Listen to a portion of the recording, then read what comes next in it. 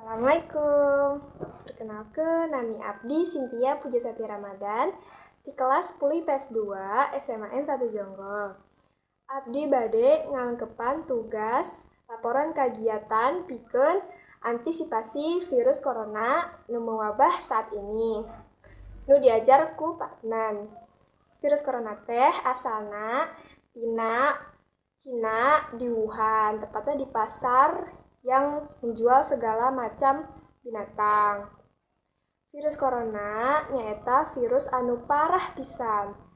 Virus ini telah mematikan banyak orang dengan cara menyebar di jalma ke jalma lain di seluruh dunia termasuk Indonesia. Di Indonesia, virus corona telah mematikan banyak korban. Aya sekitar 685 orang terkena virus corona. 58 diantaranya meninggal dunia dan 31 orang berhasil selamat atau sembuh dari virus corona. Virus ini ngagaduhan gejala umum nyaeta flu, kacapean, sesak napas, jeung demam. Sabab eta, abdi kudu nerapkeun perilaku hidup bersih. Karena ayeuna sakola parem salami 2 minggu akibat wabah virus corona yang sudah sangat mengkhawatirkan, abdi kedah antisipasi virus corona ku nerapkeun kebiasaan hirup bersih di bumi.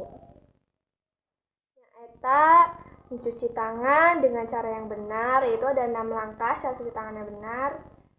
Terus seperti menjaga pola makan, minum vitamin agar meningkatkan daya tahan tubuh.